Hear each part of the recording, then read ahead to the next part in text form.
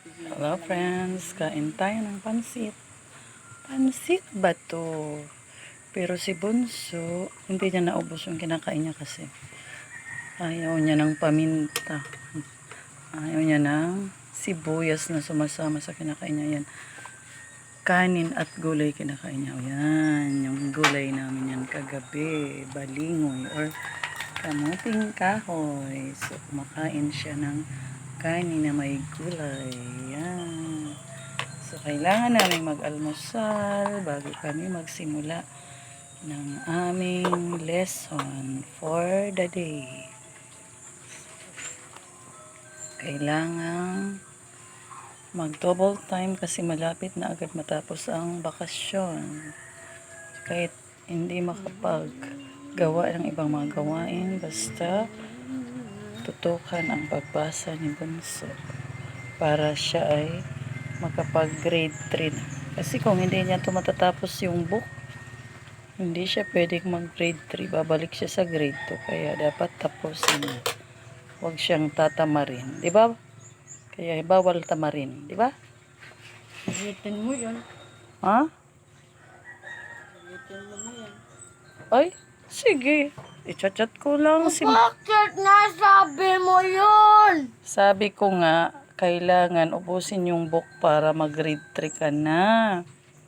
Dapat wag mo sasabihin yun. Uy, ba't naman di ko sasabihin? Kaya, Yung friends ko, nakita yan. Ang berries mo na tuloy ako. Hindi yan, kasi ubusin mo naman yung book. Hindi ka yan ma-embarrass kasi ubusin mo, tuturuan ka nga ni mama.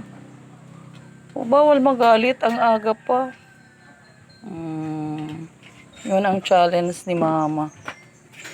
O sige, iniwan na po ako. Siguro talaga chat na lang ako. Kasi umalis na dito sa tabi ko. Wag. Bumalik ka sa tabi ko.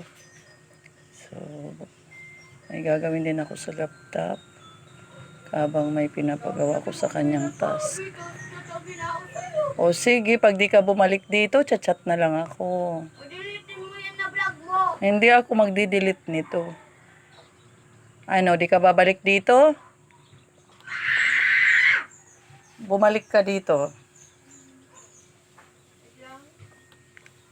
Siguro papalitan ko na tong picture dito sa laptop. Wait lang, mama. Ang tagal na nito, baby ka pa, 1 year old. Mama, Oh. yun na wala pa ako. Yung laptop mo, mama. Picture na yun kay Kuya John. Opo, picture nila lahat. Napanap na si Ate Anina. Yan. Silang dalawa. Tapos yan dyan na si Ate Bebe. Yan dyan na si Ate Bebe. Opo. Tapos dyan na si Kuya Bobo. Dyan na si Din. Opo.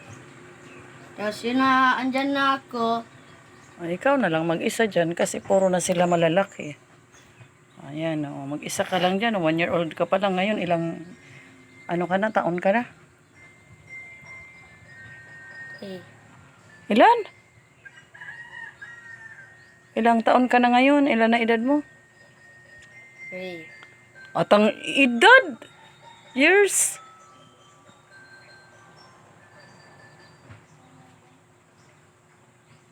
Ay, sabihin mo. 8. Oh, 8 years old ka na. Ibig sabihin, yung picture mo, 7 years na nandyan sa laptop. Aba, hindi mo pa napapalit. Eh, kasi, love kita. Bunso kita. Pero pag papasaway ka, papalitan ko na. Ilalagay ko na lang yung picture ko. Wag. Ubusin mo na yung kinakain mo. Siguro Para di ko nakakaparis ang ka na palitan. sa Karen. Saan? Siguro kakaparis ka na sa Karen. Bakit? Hindi mo kasi alam yung Karen. O ano pala yun? Hindi ako nga sasabihin. Siguro may bad yun na meaning. Ayaw mong sabihin. Ayan, ubusin mo yan ha. Wala man yun na bad Kasi meaning. healthy yung gulay na kamuting kahoy. Ang sarap pati niyan. Ako ubusin ko tong pansit dito sa plato. Hindi ka pa nakakain. Binibidyoan pa kasi kita. Ano ba mo yan? Malapit na to matapos. Ay, hello. O, bye-bye na. Bye-bye na, kaway-kaway. Ay, gusto ko yung mabait na Noah. Bye. Kakain na kami, friends.